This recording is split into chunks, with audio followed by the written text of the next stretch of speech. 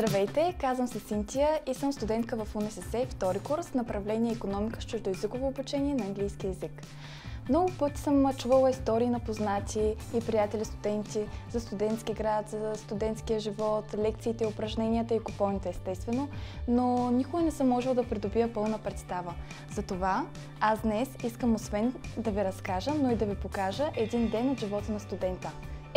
Не всичко винаги трябва да остане нещо за лична импровизация.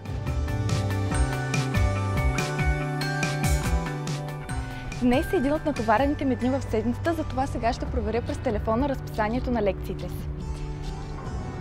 Днес имам икономикс при доцент Марикина, упражнение по корпоративни финанси и трябва да ходя до библиотеката, за да си изготвям проекта по маркетинг.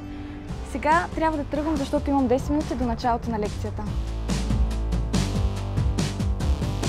Ето, че най-накрая стигнах. Много е готино, че мога да идвам пеша на университета без да ползвам градски транспорт. Наистина освежаващо и тонизиращо. Но повярвайте ми, в минусовите температури не е чак толкова приятно.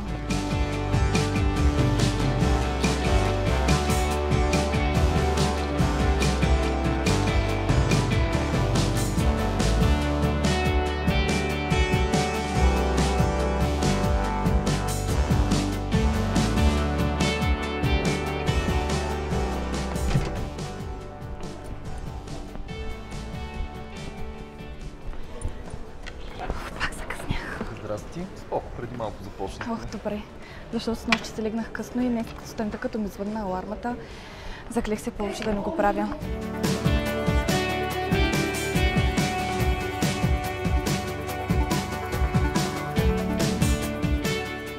Доцент Марикина е много прецизна и взискателна, но на мен това ми харесва. Това ме кара да бъда още по-амбициозна и да полагам повече усилия. Но все пак на изпита ще се разбере какво ще стане.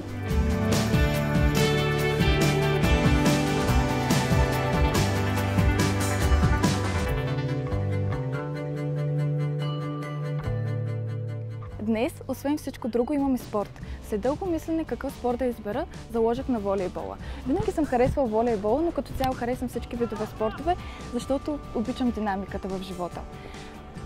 Сега, освен волейбола, освен спорта, след четвъртия семестър трябва да изберем специалност. Ще заложа на международни икономически отношения, понеже винаги съм се представила като бизнес дама или менеджер на голяма компания.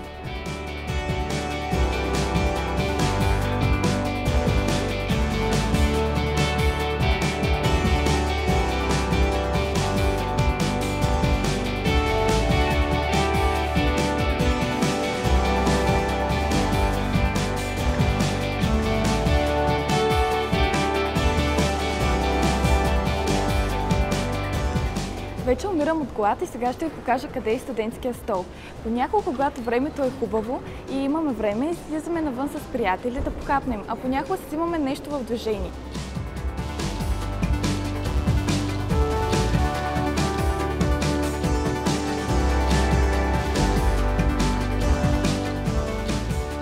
Това е Междууниверситетски център за развитие на кариерата на УНСС. Интересно ме е дали има подходяща стажантска програма за лятото. Сега ще проверя.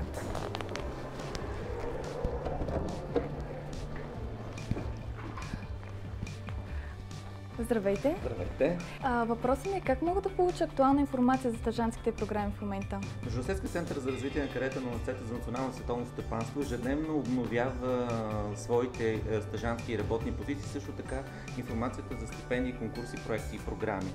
Тази информация може да я получите онлайн, съответно и тук в кариерния център. Заповядайте утре в 10 часа на консултация и ще ви предоставим цялата информация. Добре. Всичко добро желая. Много ви благодаря, довиждане. Мисля, че ще се получи много добро съчетание, ако през лятото се запиша на стажантска програма. Така, винаги мога да разбера дали дадена сфера на работа е подходяща за мен.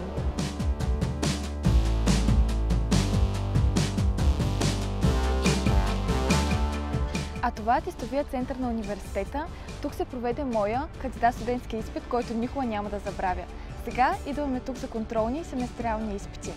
Не знам защо, но винаги когато идвам тук, адреналина ми е леко завишен.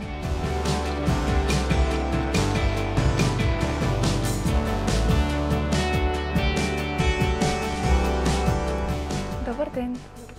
Имам проект по маркетинг на тема същност на маркетинговия микс и търся материали по темата.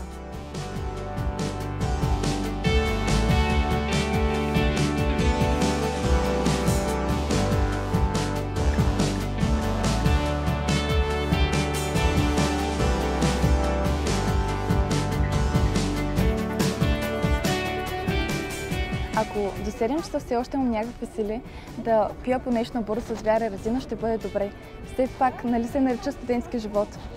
Не се притеснявайте, студентския живот не е само упражнение и лекция за почивка да четете в библиотеката. Най-хубавото от това е, че се запознавате с много нови хора. Аз лично още първата година се сближих с хора от цяла България, а някои от тях съм сигурна, че ще останат от приятелствата до живот.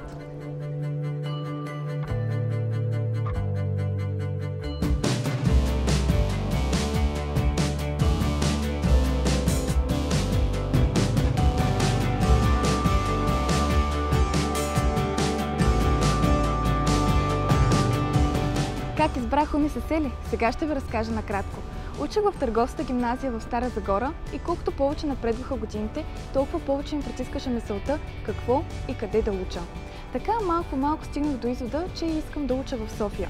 Но после си помислих, че всичките ми познания до сега, които съм научила от гимназията, ще отидат на вятъра, ако не продължа с икономика. Така някакси логично стигнах до УНСС. Най-много ми харесва това, че преподавателите са хора практици от бизнеса, от държавните институции и тогава ефектът от лекциите е изключителен. Виждаш и чуваш в реално време как теорията се прилага същевременно и в практиката. Не съжалявам за избора си. Непрекъснато се убеждавам, че това е един университет с дълга история и традиции, но непрекъснато се старая да бъде в крак с новите методи, подходи и технологии в обучението.